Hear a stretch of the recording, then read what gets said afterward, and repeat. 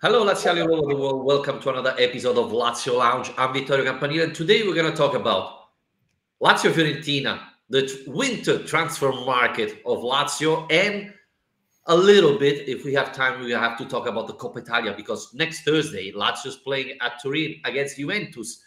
And the Coppa Italia has to be a competition where Lazio is trying to reach the final, even if it's going to be really tough because we have Juventus now and eventually Inter in the semi-final.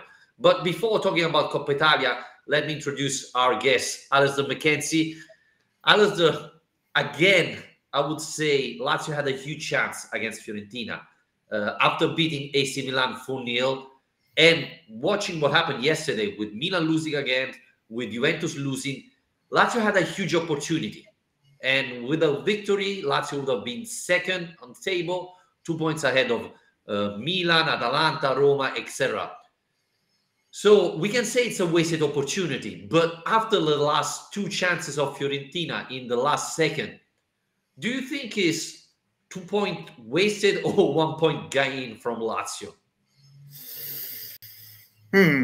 Yeah. Well, first of all, I'm very interested later on to hear about this January transfer market. I didn't know that there was such a thing existed. You're allowed to sign players in January. That's crazy. But we'll get onto that later. The match itself, I think, felt like a game Lazio might have lost in the past if we're looking for a positive spin. You can see the benefits of having this improved defense on nights like that because the attack was offering so little. I found it really disappointing, to be honest. You know, it came to life a bit after Fiorentina finally got their goal. Lazio did come to life a bit more. They got an extra bonus, a bit of a boost too once Ciro came on. That made a bit of a difference. But yeah, it's essentially what we were fearing, wasn't it? Which is that it's all very well smashing Milan 4-0, but it loses a bit of its stardust if you then can't beat a team that are 12th in the table at home in your next match. So I have to say, I do feel like it's 2 points dropped because it's from a winning position again. I read earlier it's 15 points this season now have been sacrificed from winning positions. So yeah, frustrated with it, really. Sarri said the team was tired, which makes sense because we played Tuesday. But again, another very important point, and I think this will lead to a transfer market discussion. Sarri picked the same starting 11 against Fiorentina that played against AC Milan. Now, the question is, with Ciro not 100% fit, who could have started? I mean, my only option would have been Lazar instead of Isai. But apart from that, I mean, would you start Basic in front of Milinkovic Savic, Vecino, who after the World Cup has been playing terrible, instead of Luis Alberto? I mean, that's the only option we have at the moment, right? So maybe Lazio would have needed to sign someone this winter because, yeah, we don't have that many options now going forward. Yeah, but it feels like the narrative has shifted there a bit because the start of the season, we were talking a lot more about the depth of options being bigger than ever because back then we would include the likes of Marcos Antonio in those discussions. Matteo Cancellieri would come up in those discussions. Luca Romero as well, I guess, is probably come into that discussion more during the season. But yeah, I mean, I don't think Sarri did the wrong thing by picking the same team because I think you need to reward that team for that performance, and it would have been quite harsh. You know, when we were talking about that game a few days ago, we were saying you could have given the man of the match award to almost anyone because they all played so well. So I don't think you can criticize him necessarily for that, but perhaps not responding quickly enough to how poorly they were playing. I mean, Milinkovic Savic, I thought, looked exhausted. There was one point even in the first half where he kind of looked like he might have hurt himself a bit, but then he was just walking back towards the defense as Fiorentina were attacking, and he was the furthest forward player. You know, everyone else was back defending, and he was just walking back. And I was like, is he being lazy here, or is he hurt, or is he tired? And I think, having seen the rest of the game, I concluded that he's tired because it just didn't look quite right. not for the first time this No. year, as in 2023, but it was disappointing again from him. And just generally, the team never kind of, I don't know, never really got out of first or second gear, really. It felt like a very, very slow performance, a very kind of uninspired performance. So I guess when you look at it like that, it is, you could maybe say it's positive to take anything from a performance that poor, but yeah, it's frustrating seeing it again. We've now seen, you know, we beat Inter, then drew Sampdoria, we beat Atalanta, and then lost to Salernitana, and now we've beaten Milan and drawn with Fiorentina. So there is a pattern here of big wins followed by disappointing results. Were you surprised that Sergei wasn't sub? Because Luis Alberto came off, and we have to be honest, Luis Alberto was great against AC Milan, but was pretty much invisible last night. So a lot of people around me in the stadium was expecting Sergei to come off. But I think the reason why he didn't come off is that even when he's playing so poorly, he still can decide the match with one chance, right? So I believe that's the reason why Sarri didn't take him off. Yeah, you know, when we've had these discussions before about this, has said the same thing. It's like you just know he is capable of producing that. And actually, I thought he did come to life a bit in the last 20 minutes as well.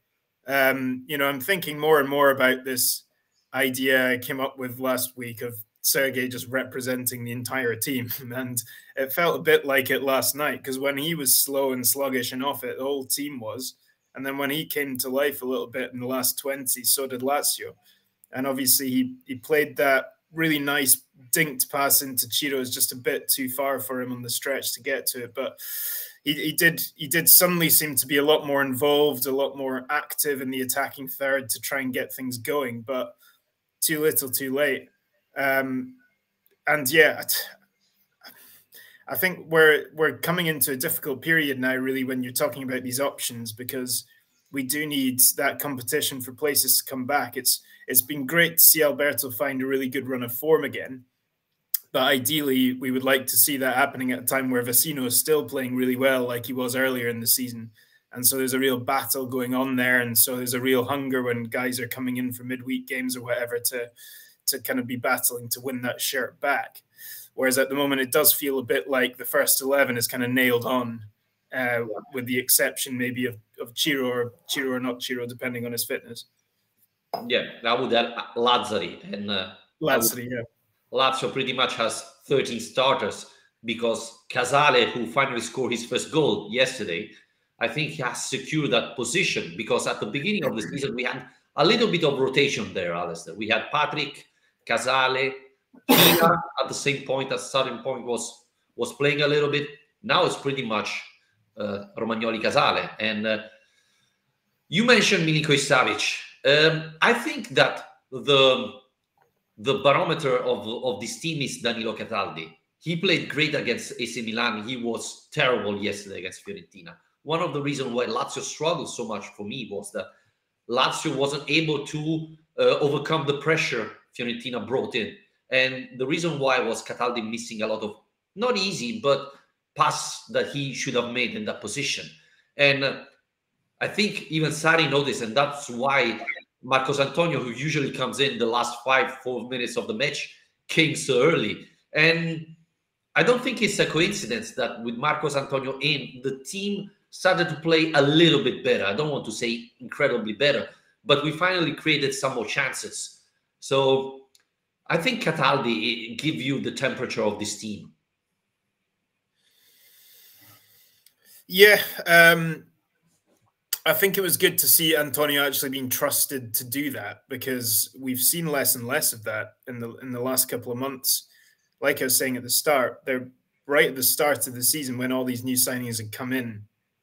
There was a lot more rotation happening because we weren't quite sure yet how good anyone was, how everyone would fit into the team, you know, how everyone would adapt to Serie A and so on. Like you're saying with Gila, who's obviously had his injury problems as well, but we've not seen him for ages. And yeah, Antonio, I think, was a guy who we just had big expectations for. And Actually, from the summer signings, he was the only one who was being put into the predicted starting 11s that newspapers and so on are doing before the season starts. He was the only one who really was popping up, with the exception of the goalkeepers Romagnoli. and Romagnoli. Sorry, yeah. Casale obviously has done really well to establish himself now as that first choice partner for Romagnoli in defence, and that's a three there: Provedel, Casale, and Romagnoli are all new, and it's easy to forget that because they look so well established by now. The more they're playing together, it feels like the better they're getting, the more they're trusting each other, and that was really what got Lazio the point yesterday was the way that the team played. But Antonio, yeah, I think it's good to see that Sarri's starting to trust him to have a little bit more game time. But yeah, it's still we're still waiting on him to kind of make that big impact. Yeah. He's not had a single performance, I would say, where you feel like, wow, okay, this is the guy. This is who we brought in to do this job, to be the pendulum, to get this midfield ticking. We've still not quite seen that from him. And granted, he's not had tons of opportunities or minutes, but you still can make an impact from the bench. And I thought he did to a certain extent yesterday, but he didn't transform the game. No. Can we say after the match, yesterday's match, the discussion Lazio plays better with Felipe Anderson and not Ciro is over? Well, I mean, it was great to see Ciro back. I mean, I think that it's not much of a debate anyway. I think it's really more that people are delighted that we have found this alternative that seems to work. But yeah, I mean, I think you always it's easy to overlook what you don't have, and the fact that Ciro's had a few games on the sidelines means that people can start making those arguments, with forgetting that he's just the most ridiculously prolific goal scorer we've ever had.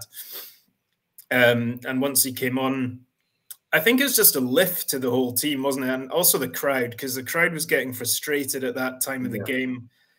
I mean, how many sloppy passes did we see last night? It was a bit of that. It was a bit of the refereeing, which was really a bit unpredictable. Everyone was getting annoyed about that. It was probably as well from seeing your team at home having about 30% possession but not really counter-attacking. And yeah, it was frustrating. So I think by the time Ciro came on, it was a real lift to the crowd, to the team, to the players and so on. And hopefully now he's back, we can see him starting to score again, and that Anderson thing can become a good plan B rather than a consideration as the first choice option. Before talking about the transfer market, you mentioned the referee. How embarrassing it was that Jovic took like 2 minutes to get out of the pitch. The ref signed the clock, and then he gave 4 minutes of extra time when only Terracciano taking goal kicks lost like 10 minutes. I mean, this is embarrassing. I mean, that ref should be banned just for this mistake. 4 minutes of extra time after all the time Fiorentina lost. I don't know. It's terrible. I think I was more surprised and found it more embarrassing that Fiorentina were trying to waste time at all. I mean, that was their game to win, really. They had the better chances in that match. They were on top of Lazio for a lot of that game. Obviously hit the bar in the very last minute as well. But I don't really understand why, with however long that was to go, 20 minutes or something, it's still quite a while from the end, that, as far as I remember. I don't really understand why you're looking to waste time anyway when you've got a bit of momentum and you can go on and win that match. Well, I think that was the second half where Lazio was pushing harder. And, for Fiorentina, I think a point out of Lazio the way, it's a great performance, a great result. So, yeah, they had a huge chance in the last second. I still don't believe it, they missed it. Yeah, I mean, the referee was awful. I mean, you were at Roma Fiorentina, and Dodò was sent off after 20 minutes. I think he made like 6 yellow card fouls in the first half and didn't get a yellow card. Now, red card. He's a reckless player. I mean, it's simply unacceptable. Why he get a red card in one match, do pretty much the same thing in ours, and get off with just one yellow card. Yeah, I mean, I don't know. I'm not sure I saw enough for him to be sent off in that match. But look, I think when it comes down to it, I think Lazio need to be able to impose themselves more in these kind of matches. I think the game plan, taking the early lead can be a great thing, can be the perfect confidence booster to go on and push on, like it was against Milan just a few days ago. Go in front after 4 minutes, and then the thing we were both saying we loved in that performance was the way that they then pushed and were relentless in the way that they attacked Milan and wouldn't let that go. And we know that Lazio need to do that because, as we've seen against Empoli very recently, even if you're 2-0 up at home with 10 minutes to go, you still haven't won the match. So it was really disappointing that after taking that lead, which was with the first chance of the game, Lazio didn't really take control of that game. They didn't really counterattack properly. They didn't really get anything going until maybe 60, 65 minutes in. And yes, Fiorentina were being restricted to shots from outside the box and so on. But if you let, Jovic, Gonzalez, Barak, Kwame, whoever, if you let that kind of player have enough of those shots, one of them will go in. And lo and behold, Nico Gonzalez scores. So Fiorentina have had this problem all season of really scoring enough goals and turning that possession into goals. But I think that Lazio were a bit complacent, really, in the way that they responded to going in front, which was disappointing after seeing the complete opposite only a few days earlier. Yeah, we have to be honest and say that after Lazio scored pretty much in the first half, we didn't do nothing. And Fiorentina didn't create many dangerous chances, but had the ball possession. And you can see that they were creating. And Lazio wasn't able to do nothing, pretty much. Luis Alberto was marked very well, and Milinkovic Savic was pretty much invisible.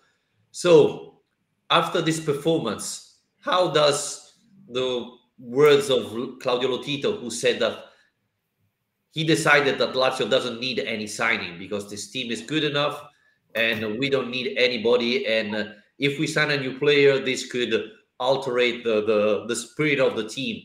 I mean, how does this cope with the performance Lazio had?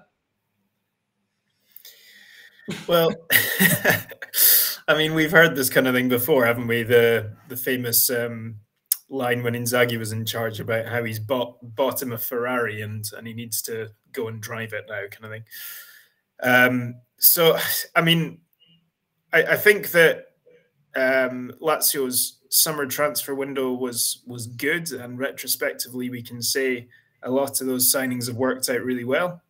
But you can also say 6 months in that some haven't worked out so well, and that there are still clear deficiencies in this team that we were even aware of last summer: the left back and the striker. Okay, Anderson has proven himself to be a good backup for Immobile when he's out injured. But as we were talking about a few days ago, what happens then if you have a problem with Anderson?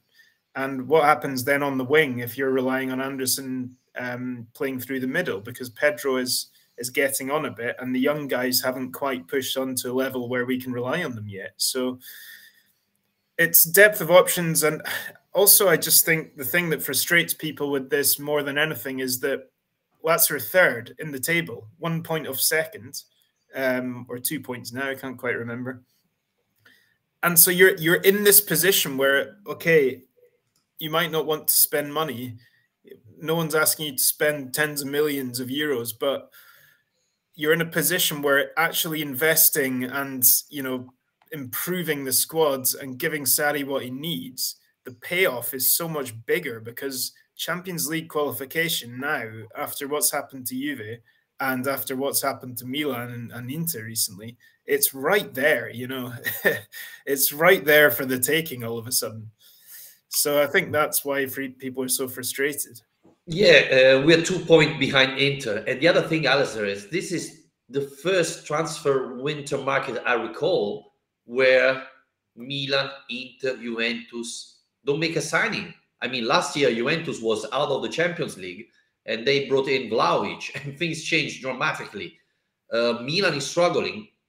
Doesn't look they're going to sign any player. Inter is second, not playing great football, but doesn't look like they're going to sign a player. So, if Lazio was able to get a replacement, because again, I mean, bringing in Giovanni Cabral or another type of player like that is useless. But probably Bonazzoli or something like that would have helped this team. So in a year where the big clubs doesn't sign any player in the winter transfer market, it would have been good to see Lazio doing something in exchange, right? Yeah, and we all know that the fixture list is about to become very, very busy.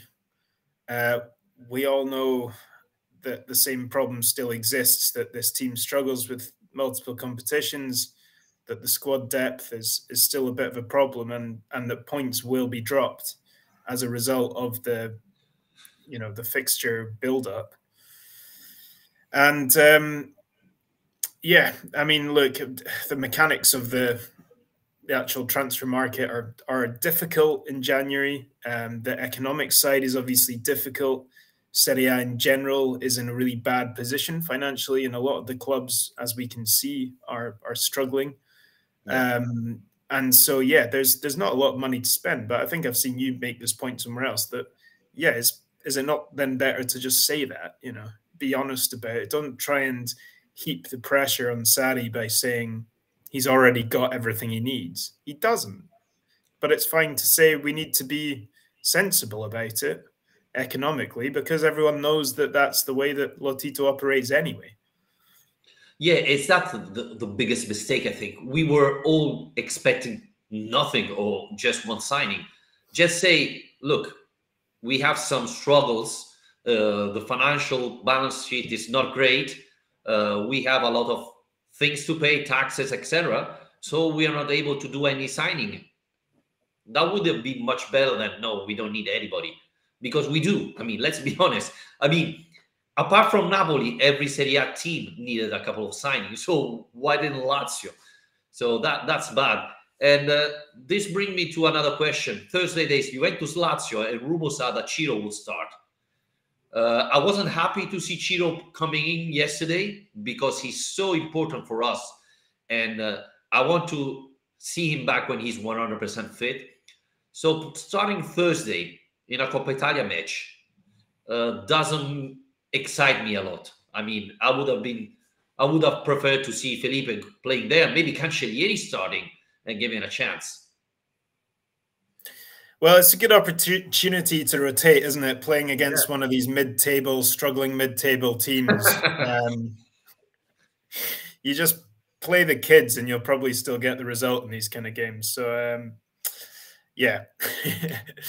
I think Sarri will want to see where he's at, won't he? I guess, yeah, I mean, it's hard fun to say, isn't it? We've had this discussion a few times before, so I don't think we need to get back into it again. But how much do you go for the Coppa Italia at this stage? How much do you push for it when it's going to clog up your fixture list, when the payoff of actually winning it is very small compared to qualifying for the Champions League? I mean, I kind of hate that argument because winning a trophy is always better than finishing fourth, but in modern football, the reason people go for fourth more is because of the financial reward. And anyway, yeah, I think you're right. We need to be extra careful with Ciro. We've seen over the last season and a half now, a couple of seasons, that he's starting to pick up more problems than he used to.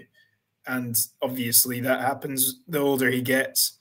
It was really incredible earlier in his Lazio career how few injuries he got. How consistent he was, not only in the goals he scored, but in how available he was. So, yeah, I think we all know how important he is to this team, both as a goal scorer and as a captain. So they need to be, yeah, I agree with you, need to be extra careful. Plus, the other thing, Alasdair, is that rumor is that Ciro could start, but could start even Cancellieri. So, I mean, you're risking your number 9, and you're playing some subs as well. So, I mean, don't risk Ciro. Play some subs give some up time for Cancellieri, etc. And again, would you risk Luis Maxiano in Thursday match, or would you go with Provedel? Yeah, I'd play Maximiano, I think. I mean, I think he deserves to be given an opportunity. And if it's not in the Coppa, then where is it? Yeah. There, we don't really have any reasons not to trust him.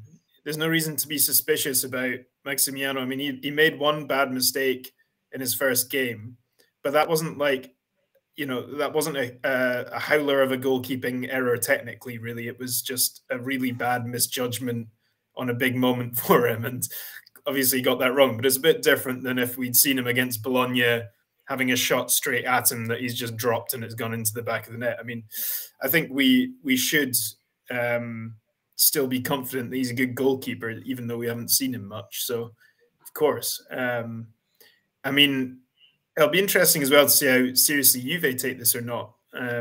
Obviously, they've got a hell of a lot of work to do to make up points. Obviously, there's still a chance that the 15-point deduction will be overturned by the end of the season. So they still really don't know where they are. And you would imagine that the Coppa isn't exactly the top of their priority list right now. So yeah, it'll be interesting. It's not, but they're like 14 points behind Roma, that is the last in the Europe League table. So, it sounds crazy, but the Coppa Italia could be their biggest chance or only chance to go to a European competition this year. Yeah. Which is crazy, right? But this is how things are going. Yeah, no, that's a good point. But they've got some, one of the things weirdly that Allegri's managed to do this season is bring through quite a few of their kind of more exciting young players. So it'd be interesting to see if they're given opportunities as well in this game. It's quite hard to call what kind of lineups we'll see. Maybe Pogba will start. Yeah, and Vlahovic is now back from injury, similar to Immobile, came off the bench. So yep. Maybe he'll be back. I don't know. We'll see. I mean, I think it would be nice, obviously, to have a cup run. I have a lot of issues with Coppa Italia as a competition and the format of the competition, but I do think it's still a fantastic achievement for Lazio to win it. So it was great in 2019. I'd love to see it happen again, but probably not at the expense of messing up everything else in the top four race in Europe, whatever. Would you prefer Coppa Italia or a Conference League win? What do you think is actually a more meaningful competition? I would go for the Conference League because just to annoy the Romanisti? Or? Well, not only. Yeah, that's one point. But even to win a European competition again, I think that makes it more important than the Coppa Italia. Money-wise, I think it's pretty much the same, or Coppa Italia gives you even a little bit more. But it's a European competition, so I think that's the most important thing. Alasdair, going back to the Serie A, we said it a lot of time that Lazio should avoid losing points against small teams. But we saw Milan losing at home against Sassuolo, Juventus losing against Monza. I mean, our opponents are dropping points against small teams. And probably this is the only reason why Lazio is still there, right? Well, this is the thing. I mean, we were complaining a bit about Lazio's performances a few weeks ago, drawing against Empoli and beating Sassuolo, but not playing that well. Then we see Sassuolo smash Milan. We see Empoli beat Inter, and suddenly you're like, oh, okay, actually, maybe those weren't terrible performances after all. Yeah, it's a crazy season, isn't it? I mean, I essentially think nobody is very good apart from Napoli. There is a lot of very flawed teams in the league this year, and Napoli are a complete level above everybody else. So that's why I think it really is all there for the taking. I can't foresee the current Milan crisis going on forever. They can't be this bad for the rest of the season. They've just been absolutely terrible the last 2 or 3 weeks. So I think Lazio have to take full advantage of this moment. that they're in, where okay, yesterday was a frustrating result, but still the unbeaten run is now what, 5 matches, if I'm right, and that's not bad. If you're not going to be at your best, then don't lose. I think that was something Provedel said last night, or Casale, I can't remember who. And it's a bit of a cliche, but it is true. I mean, we would prefer if Lazio were at their best all the time, but I think this is the benefit of having this defense, which has really improved as well. I think we had some concerns about that, didn't we? The end of last year, start of this year, after being gubbed 3-0 by Juve and then conceding twice against Lecce and Empoli, there were some worries that this defense was suddenly falling apart again, but they seem to have reacted really well. Yeah. I mean, again, I rewatch a couple of times Nico Gonzalez goal, and I think Cataldi makes a mistake there, and Provedel could have done something better probably. But overall, Fiorentina is a very dangerous team. Yes, Milan is not playing great football, but we didn't concede nothing. Sassuolo, I don't know what to say because they scored 5 goals yesterday. So is it a good performance by our defense, or simply Sassuolo overachieved against Milan? But yeah, I mean, I think Lazio conceded something like 10 goals less than last year. So already, so that's a good improvement, right? Yeah, and second best record in Serie A. I think only Napoli have conceded fewer goals than Lazio at this point, and I think that's only 1 goal less, as far as I remember. So yeah, I mean, it has been really, really impressive. I mean, especially impressive considering that it's all new in that central area with Provedel and Casale and Romagnoli. So that's something that they can build off, and it really helps the team if things aren't working up front, as they really weren't last night. So yeah, that's positive. Would still be nice to have a left back, but I think we'll have to wait another 6 months at least. I mean, it says a lot, doesn't it, that we this time last year, I remember we met up to do a January transfer window preview because there are all these things that might happen. This year, we haven't even bothered talking about it, I don't think, because it's just so unlikely that anything is going to happen that we just ignored it. Do you still believe it's better on left back, not a Vice Immobile? Well, no, I mean, I think the Vice Immobile just to stop talking about it. I mean, how long have we been doing this podcast? We've been talking about it pretty much the entire time. So yeah, I still would love that to happen at some point. We should change the name. It should be not Lazio Lounge, Vice Immobile. Yeah, exactly.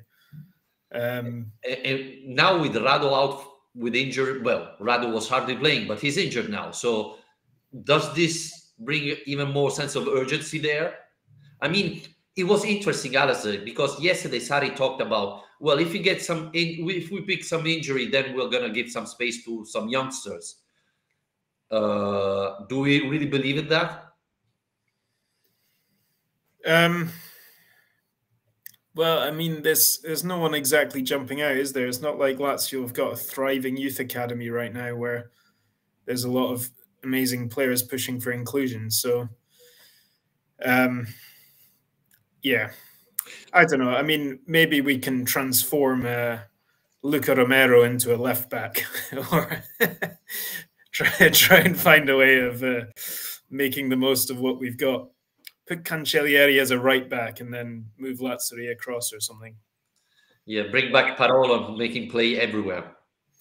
Yeah. By the way, Lazio Primavera played yesterday or Saturday, I don't remember, I think Saturday, and drew against Ascoli. That is second. Well, we are first with the same points, Lazio and Ascoli. And Crespi, that is a top striker that everybody's talking about, missed a penalty. So we could have won that match. But at least last year, we remember we weren't even close to the first position. Now we are first, same point with Ascoli. So things are going slightly better. Slightly, I would say. Yeah, no, I mean, I think the Primavera system generally is always a bit of a false guideline to how players will perform in Serie A, but Primavera 2 is just, yeah. I think we really need to get back in that top level. Alasdair, before I leave you, is it easier for Lazio to sell Fares in this winter transfer market or to finish top 4 in Serie A?